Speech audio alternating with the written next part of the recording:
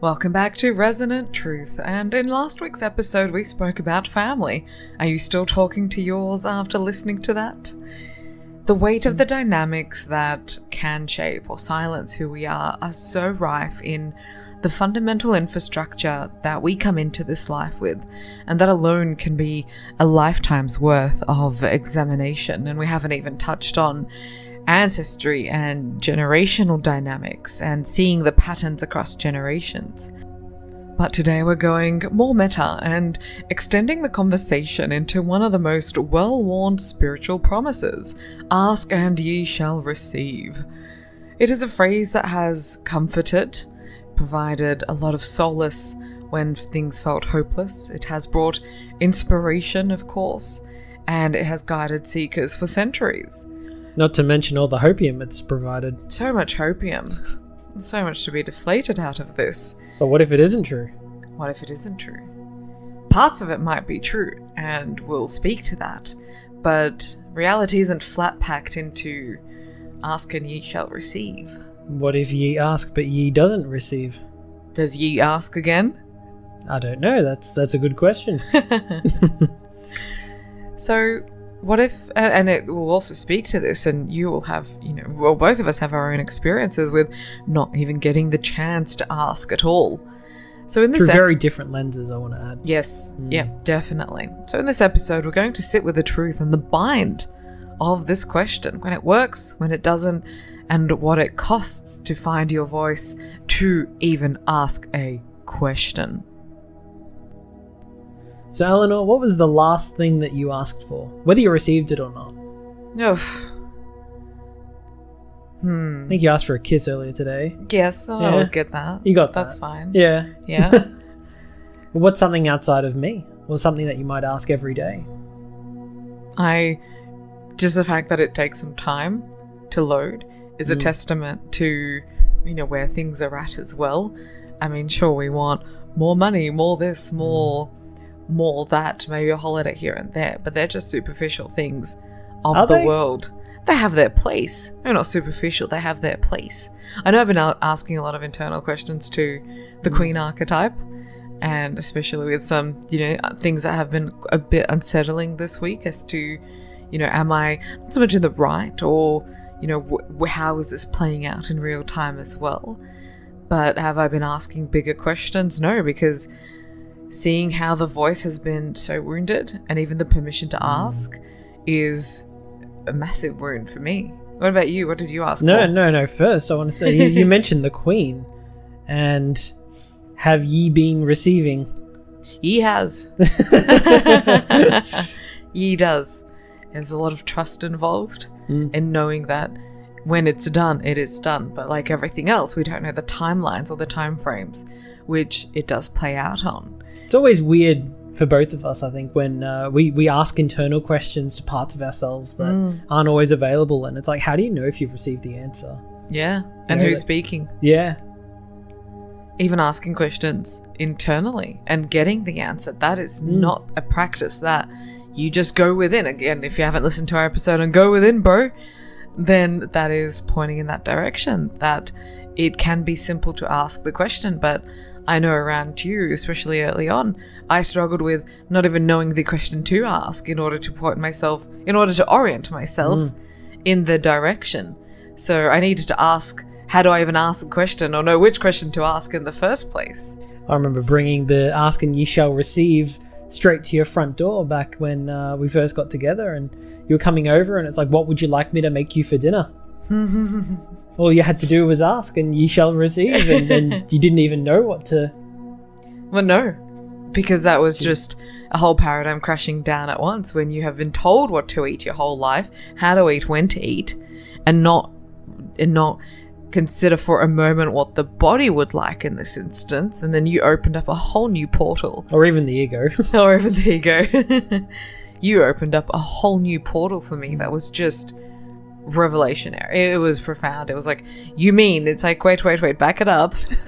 You mean I can pick what I want for dinner and you will make it? Yeah. It's worse than the ketchup Simpsons meme where Mr. Burns has to choose between one brand of tomato sauce and another. And then that alone fired up so many cylinders, and the meals that I kept on getting, and then that extended to, we can now decide where we want to go. We can all of a sudden, decide, and that accentuated even more once we moved in together. It's like all of a sudden we had so much liberty with our choices. Yeah, and it wasn't even just because I wanted to I did want to do it to cook nice things for you, but it also keeps me under pressure to learn new things to cook, expand your palate, expand the ingredients you work with, because outside of cooking for yourself or others in the past, I don't cook for myself. Newsflash, we have a crepe maker. I repeat, we have a crepe maker now. There will be crepes. Ask and ye shall receive. Ask and ye shall receive. But that wiring wasn't necessarily built into us. Well, I mean, you could argue that the capacity is always there, but in a sense, through lived experience, through the generational belief systems and such, it gets filtered out, it gets whittled down, it gets, in your case, blocked. In my case, I would say more eroded. And that takes its own toll in a very unique way as well. The question that came to mind is, even before we can know that we have the right to ask, that it is safe to ask, because through our own experiences, it's more been dangerous to ask, and not dangerous as in a threat to our, physical well-being, but other bodies definitely took a hit. But do we even have a right to take up space? Do we even have a right to exist? And the deep script, with the program says no. Yeah, we're thinking of the chakras, for example, and you want to go to the throat chakra and expression, you got to start all the way from the bottom, son, all the way from the root chakra. It's not a given. And this is when you see it on LinkedIn. Just ask for your worth. Just demand your worth. Get that next pay rise. Just ask. Or, you want to manifest an next client in business. Just ask. Ask the universe. Ask the universe. It doesn't matter if it's someone without or within. We've been taught to just ask. But there are people who, now we're more functioning than we've ever been. There are still parts that are definitely not. But the mechanism of asking is not something that just comes online. So that shows in many different ways in the outer reality. But it's even going back to that duality of, if you're the one asking, who's the one who's giving? And that's also the element, understanding the relationship, not only, whether it's a dynamic within or without. How many people just think things are a given? Like you mentioned, asking your boss for a raise or different shifts or something else like in this range, but that doesn't work out. And, what we've experienced on the path and in altered states really shows that the universe is so much larger than just your corporate job or just your day-to-day problems. And that these can be far more... It's interesting because I've seen how in a way they're actually quite simple, but to the ego mind, it can be very convoluted and very deep and rich. And speaking to the ego mind, you only need to log on to any social media platform for not long, and you'll see this all packaged under empowerment, agency, and divine hope. That hopium. Keep on asking for it. Ask the question once and release the expectation on the outcome. And yes, that they are important stages, but you don't start there. And where does the line of questioning or the right to have anything even come from? I'd like to back it up though. Yeah. Because you just talked about releasing it out to the universe. And what if people aren't actually asking properly? What if they're just saying the words and they're not actually releasing it? But they convince themselves that they have. How do you know you've actually released something out there? Well, that's right. And you see this, with children, ask. If you don't ask, you don't get, kid. I remember when I was working with the Monroe Gateway tapes, and I was working in Focus 12, and you basically connect in all directions to the universe. And I remember the first few times doing it, I'm like, whoa, this feels really trippy. And Robert Monroe asks you to, request something or say something or assert something to the universe itself. and trust that it's been heard. And that there actually revealed to me back the first few times that I did it, that really to send a message even out to the universe is one that you have to be in the right state for. You don't get to just, yes, I'd like, I'm thinking of my younger self here. I'd like a bike for Christmas, please. Santa, universe, it doesn't matter. Someone, please.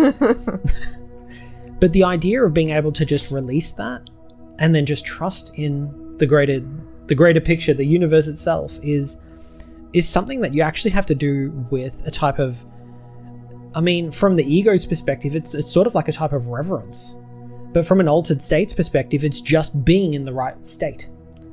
I remember my journey to the upper world. It's, the wishes were there, but they were pretty much at a whisper level on this domain that no one up there, even though there's no actual distance or dimension, but just to make it easy to infer, no one was, the executives up top weren't receiving the message. So exactly as you said, I could sit here and say, I say something, but I could be whispering it cosmically. It's like no one's hearing this. Yeah, and these very much reflect real life situations that we play out as well. But when it comes to real life, all the challenges are a lot more in your face. They're a lot more obvious for us to figure out. There are some people who don't want to listen. There are some people who only want to speak. I'm sure everyone knows people who always want to talk. And sometimes they're not even doing it maliciously. They don't have anyone else to talk to. So the moment that they get a mic or they have an ear to listen, they just have to unload. So before we share our own experiences with this and the challenges of asking, what do you think are some of the reasons, possibly pointing in childhood, in the direction of childhood or maybe across lifetimes, that people stop asking or souls stop asking? If we consider like the IFS model, the internal family systems, and the way we have parts, shamanism works the same way as well. The throat, the expression center, and how you put yourself out there through vibration of voice is a part that, it can get blocked, it can get stifled, there's a meme, I don't know if you've ever seen, but it's got this little bird asking for something, and then there's a loud crow next to it that starts like gawking really loud, so loud that the first bird gives up and, just gives a frustrated face. Like, that's a practical example, but, sometimes, again, people they don't listen. Say you grew up, like we mentioned family before. There's people who, like in my own case here, you can speak the words and they can't hear. They listen, but they hear, but they can't listen. They can't hear the depth of what you're trying to get at as well. And people just having the inability to hold space for someone else, to suspend their reality, to exactly as you said, to see what's behind this, or what is this person trying to ask. And especially in today's society, you just see parents putting their kids on iPads, like they're not giving them the time and attention to ask questions, to entertain curiosities. And then if you speak out, they'll turn around and say, you're not a parent, you don't understand how hard it is. Yes. Yeah. End of conversation. That's it. Yeah. That's it. If you have had experiences similar to this, then we would love to hear about it. You can leave a comment on YouTube if you're listening to it on YouTube, or send us a message on Instagram. I'm the Elinor Moshe. And I'm the Daniel Darman. Would you like to share your direct experience with this first? Well, I'd also like to describe, when you just answered that question before, also going into things like vows of silence. This is something that, it's a lot more subtle. You wouldn't very easily figure this out. But we've seen it in our line of work as well, doing hypnosis to take people through past lives through our method QHHT, developed by Dolores Cannon. And there are people who they've made vows in other lifetimes to be silent. These are people like monks. Or sometimes it's an internal vow. Say you were an oppressed child, or you were a woman, but in, a high standing, who just had to look pretty and that was it. You could make an internal vow with yourself that you have nothing to say, and really internalize that so deeply that just echoes throughout lifetimes as well.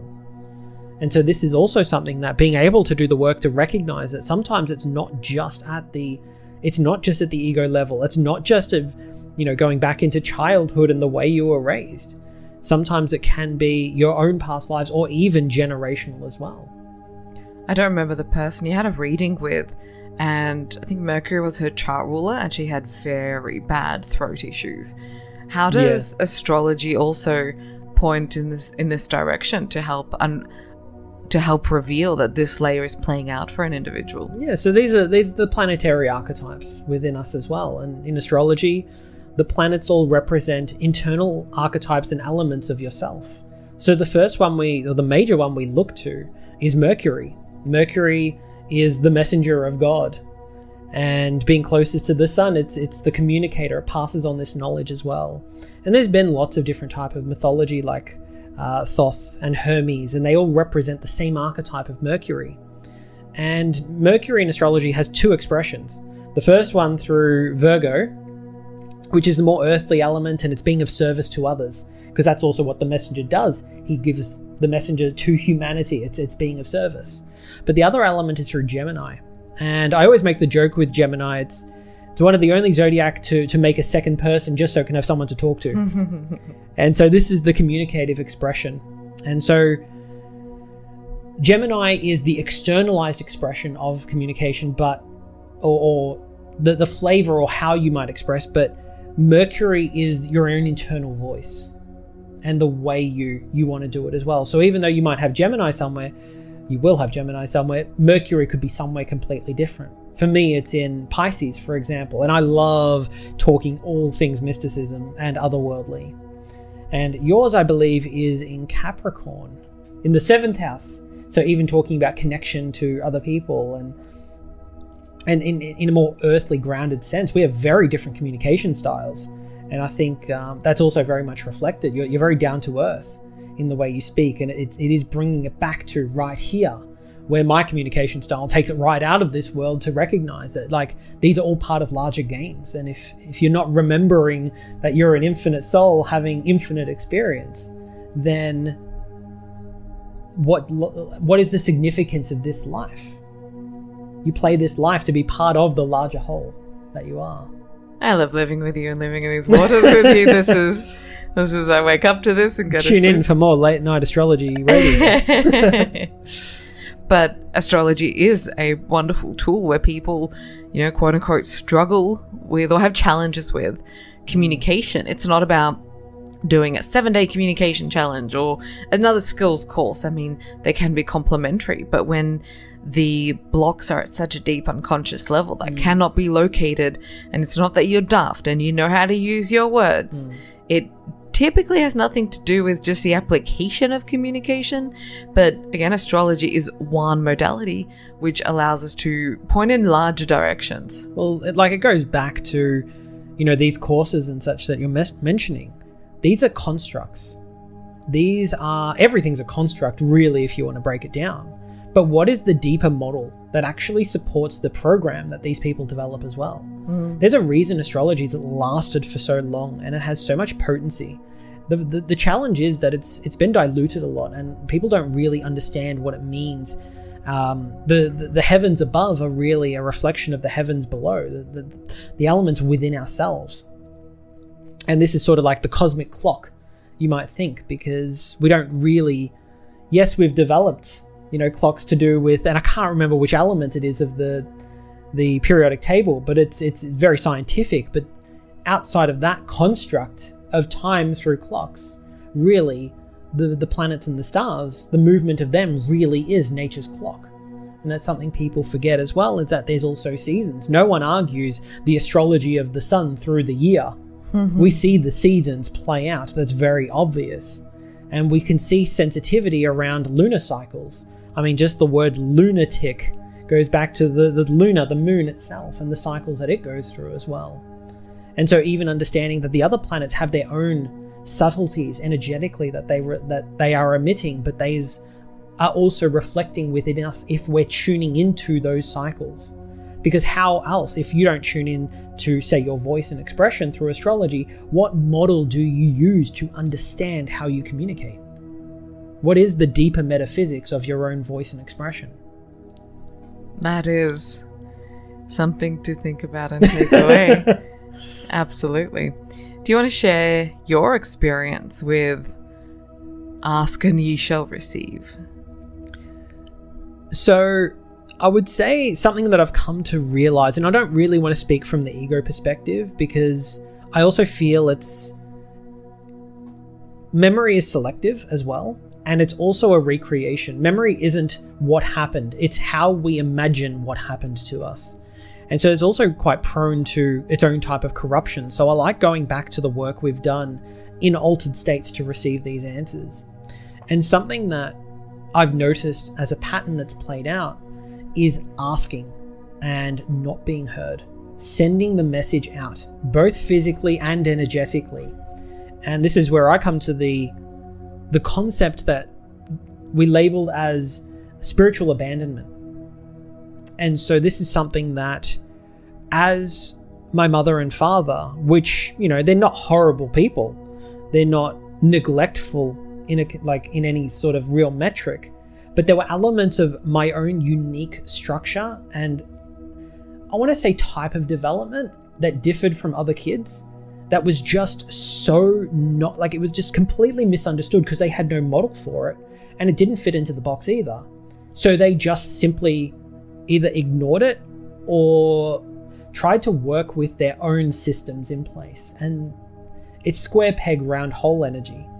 So what happened to me is I sort of became a little bit sort of detached and exasperated, and this is when I really started to retreat into video games as an escape mechanism. Really, it wasn't just about the flashing lights and the new technology, which I still love, by the way, but it's really the fact that I grew up feeling at a very deep level, unconsciously at the time, that I wasn't able to be heard, like screaming and everyone's deaf.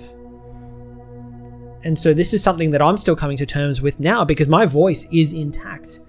But if you continue shouting out for help and no one comes to you, it's sort of like the tragic story of the baby who cries and the parents just believe that if we just ignore the child, he will or she will eventually stop. And it's like that's its own type of trauma for the baby. That's neglect and under the threat of death to the baby. They don't know any different. Mm-hmm. So I would say that's sort of my own story, very high level, so to speak. That really shows that your voice can be intact, but it could fall on deaf ears. How about your own? Well, it was Mercury, 7th house. Like in relationships, this is where my communication or asking has been the most challenging, is in relationships, because being an only child and journaling, I've been able to maintain a narrative with myself. Like I've had that silence within, but then that silence within also meant silence without, because even before the words or the questions could form when it came to another person, it was shut down as quickly as it came up. It was more the theme for me is not even allowed to ask, not even warranted to have a need or a want. When you say shut down immediately, are there any major examples that come to mind? I would think of, it's the analogy that I've had over the last week, where if I had expressed a need or a want against someone else, not against as in it's not what they were wanting, even if I moved by a centimeter, the whole infrastructure would just fall over. It's still a little bit fuzzy, like when you'd ask for something like what? Like an ice cream? No, it might be just expressing an opinion. It might be expressing that, I didn't like how you did not treat me on my birthday when I did these things. And I understand you don't do things just to get something in return. But the level that I was not even getting in return was a birthday phone call or a birthday message like happy birthday and a balloon a couple of days later, when I would plan the dinners or go to the dinners and do everything to make sure that they felt special. And birthdays are very, touchy for me.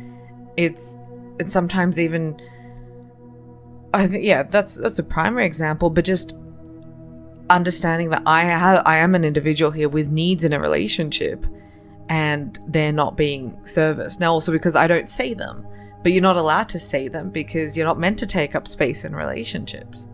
So when I have expressed or even wanted clarification over an event, why a person did something, it's just been shut down as well. Could you expand on that? Not being allowed to take up space in relationships? Well, it goes back to the needs and wants.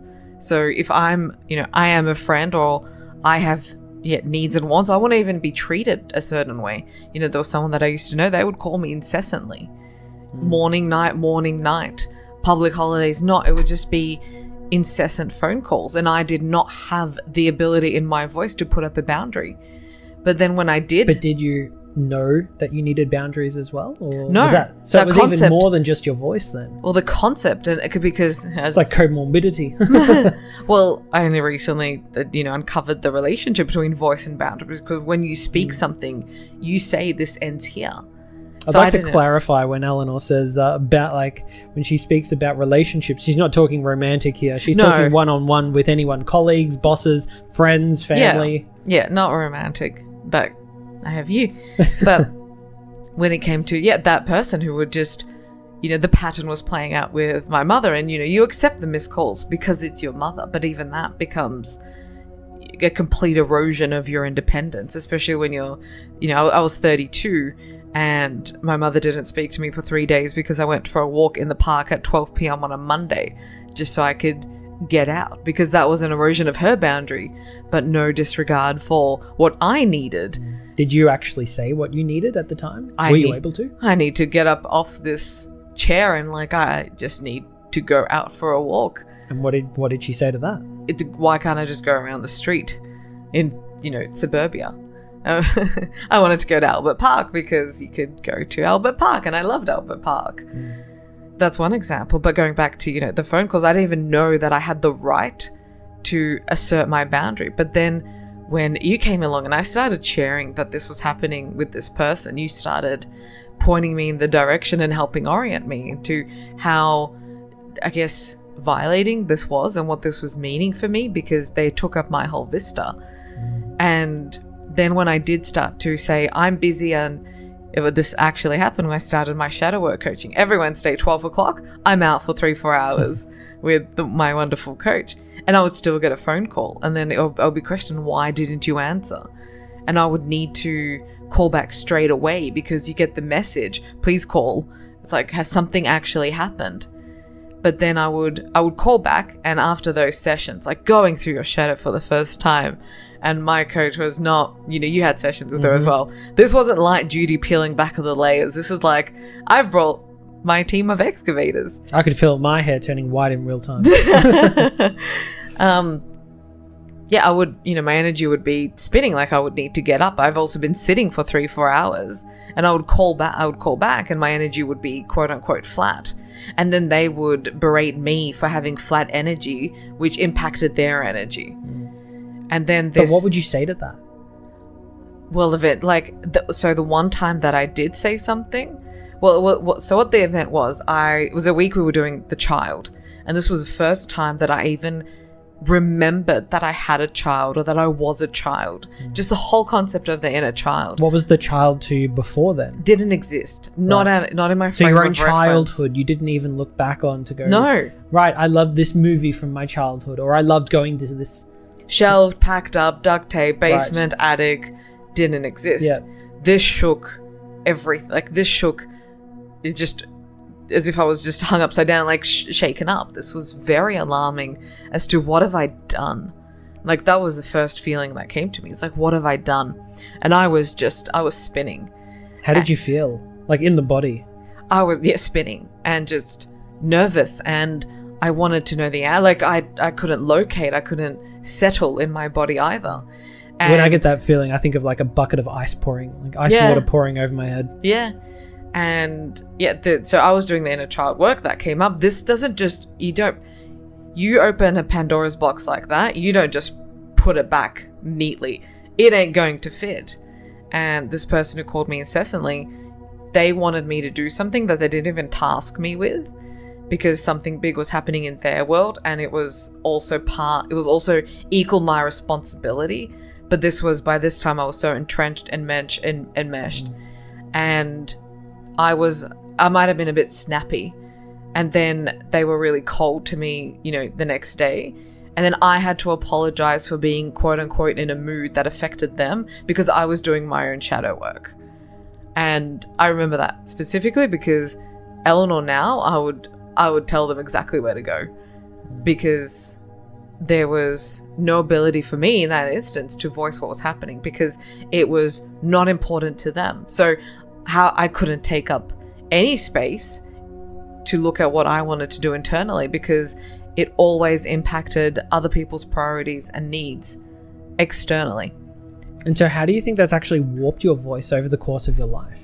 Well, you don't say anything. I have stayed silent and compliant in relationships and have survived on maybe not the crumbs, as you correct me, like they gave what they could or what they thought they wanted to, and that's not enough substance. In some cases it is crumbs, in some cases it was a lot, but it never had my input. But would you say it, like, by the way you've described it all, it sounds more, and I'm not here to diagnose, but it sounds more like it was more than just the voice. Of course. Absolutely. It was more than just the voice. But that's usually the way it plays out, though. It's not usually just the voice that is stifled or blocked or shut down. It's usually other elements that by the time it gets to the voice, the things you can't even... No, the foundations are distorted. There's so many things wrong. And you've had this experience as well, where even when I have spoken up, it's always been boomeranged back at me, or it's been taken and contorted, and no one has ever tried to understand or suspended their own sense of perception to understand the emotional undercurrent as to what in the world could a person be experiencing that even had them say this. Because so many times, especially during my 20s, I would have expressed, and I had no skill set for even expressing or words. It would come out like verbal diarrhea because I've never had the time, space, patience, silence to even express in a calm, mature way. The only expressive conversations I've had with my mum and dad to fight for my right to have needs is I have to yell, scream, cry, slamming doors, World War III, no one's talking for days. That's how I knew how to communicate needs and wants, which, fast forward, is not healthy. And so I didn't have that built in. So then when I would express, it would be misconstrued, taken out of context, and they would pick at a few words and blow that up, and then that became the whole narrative, and it's now moved on to another topic far removed from what I started. And that's just been the experience over and over and over again, shutting down before the thought is complete, no space for the emotions associated with why. This is now starting to sound less about the voice and more about the entire experience. Well, as you said, it's being around people. And this is another thing, like, you want to ask. You ask and you shall receive. Who are you asking? Because I have been asking people with such shallow, rigid belief systems and very low self-awareness, but they see themselves as having the complete opposite. So who am I even asking things of, especially in relationships? When it comes, these are people with zero capacity and zero internal mechanisms to actually see that someone else could be having a completely, maybe not zero, but limited. Let's say their own functional version. Yeah. Whether it's healthy or not. Yeah. Because that's something you've also pointed out, like with myself and say my own family and, the few people I did have in my life when we, started seeing each other, was that there was like a rigidity in the way things had to be. And I was quite deeply aware of the dynamics, but I didn't have the power. So yours was more just getting shut down and having to scream to be heard. Mine was more like, the pecking order was at play, and this is the way things are, and the system is set. Yeah. And you don't just get to have your say, because that's not how it is, and that's not how it's allowed to be. And so I think back to, through my own experiences and even some that I've seen through other people, like I've been able to piece it together, and then I shut it all down because it's just not. It's like playing. It's like a booby-trapped game. And it's like, you might know how to play the game, but do you really want to try and expend the energy to know how to try and navigate, especially when there's some things that you can't even talk about at all. That's the challenge, is everyone carries their own imperfections, their own shadow, and some people are not ready to even face their own darkness. And their own blind spots and the parts of themselves that, would make them even, I don't want to say fear for their life, but fear for the self that they've constructed themselves to be. And to really have a moment of spirit and deeper connection, that they are not just this, meat sack as we refer to it, the body. They would rather continue living out their life as if it's not real, it's not important. And that's exactly what I felt was necessary to talk about. But especially, and this is the challenge that I also sort of faced when I was younger, was, and I noticed this a little bit, I think of it like the tutorial version with my sisters, 2 against 1. It's the mob rules. But then I noticed it a lot in the workplace, where you really just don't have much of an opportunity to talk or say anything if you do not get the group support. And if you don't, like, good luck, because it's mob rule. And that's another challenge I've found in the world as well, is that, if you express something that really isn't supported by others, and there's not enough, because sometimes what needs to be spoken by lots of people at the same time in resonance, that it can be heard by, those in the skyscrapers up way too high to listen to the people on the ground.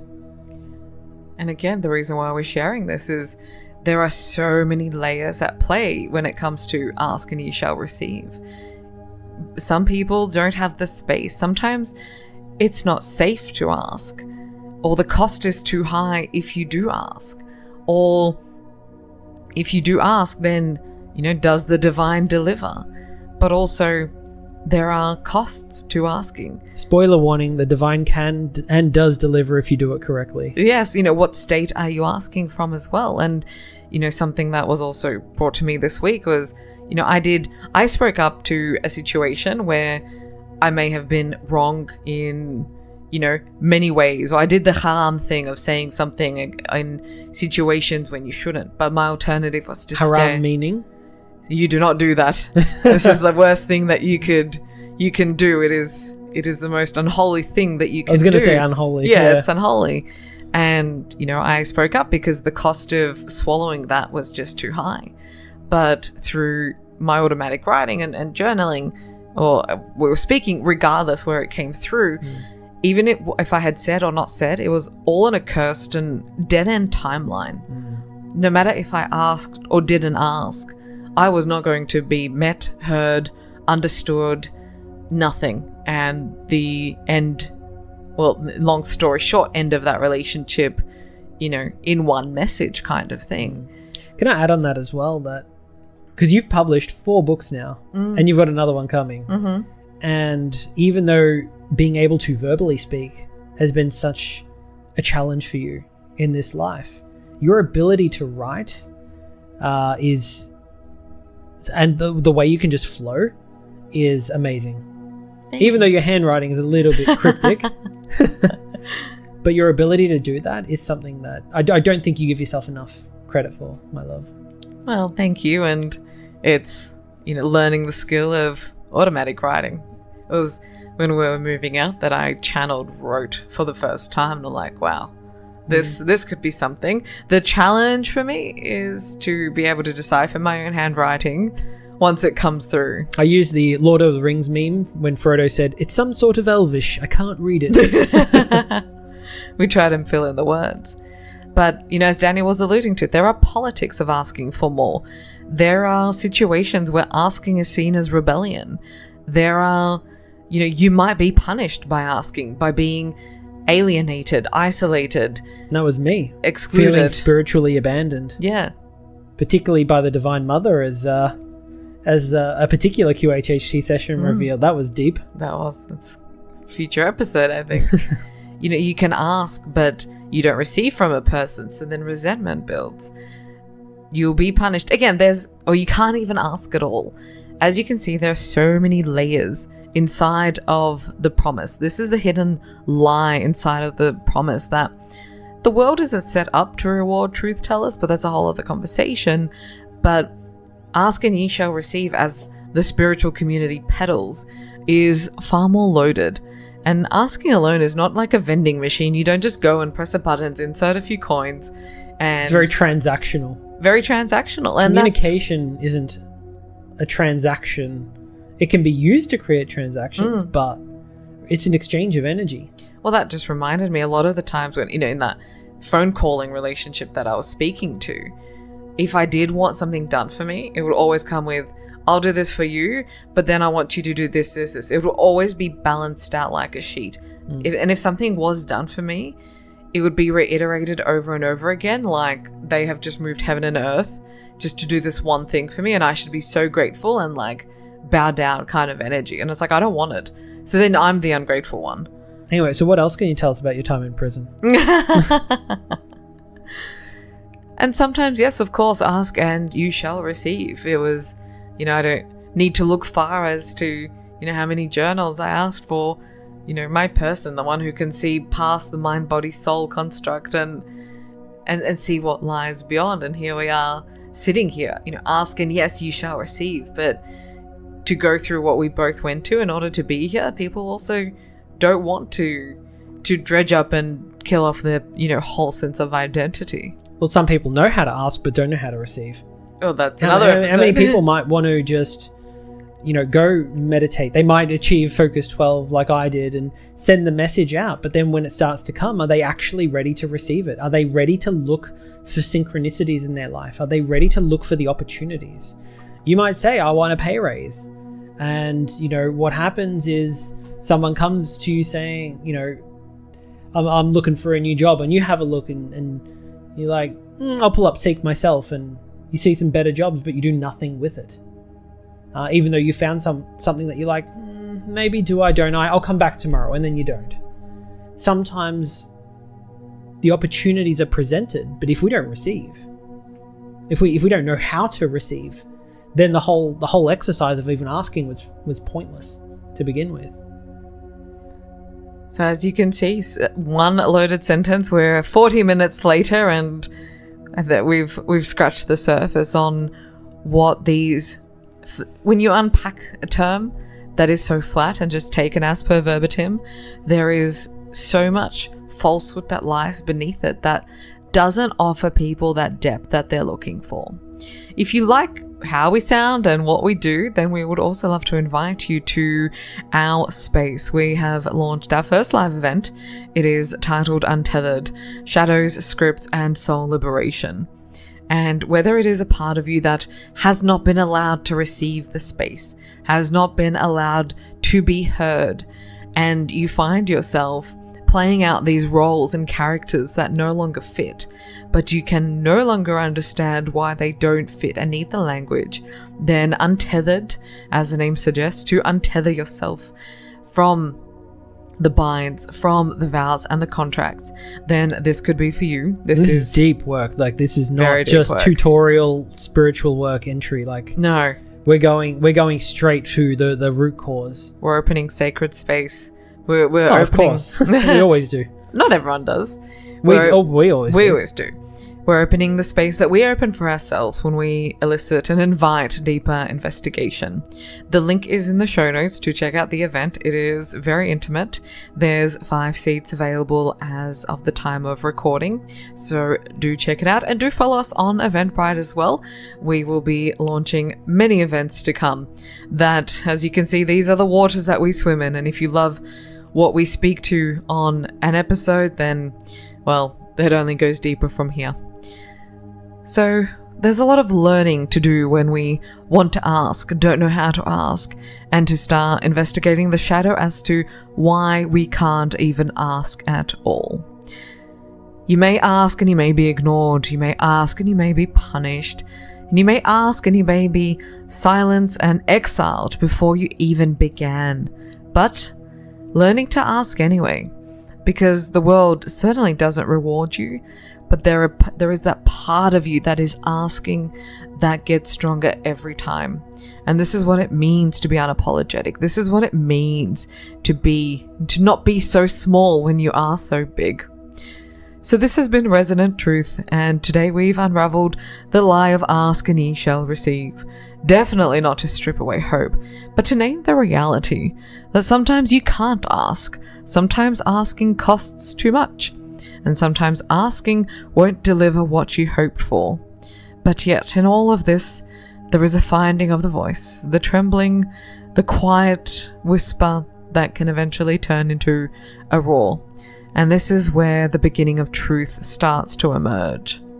So, if any of the ways in which we explored family dynamics can silence who you are, from last episode, do listen if you haven't already. Today's conversation is, of course, a natural extension. How do you treat your voice when you try to use it? And then, what's the mirror of the world when you try to use it as well? So we hope that this has left you reflecting not just on what you've asked for in this life, but what it meant when the answer never came. I'm Elinor. And I'm Daniel. Thank you for listening. Because you're too big to be this small.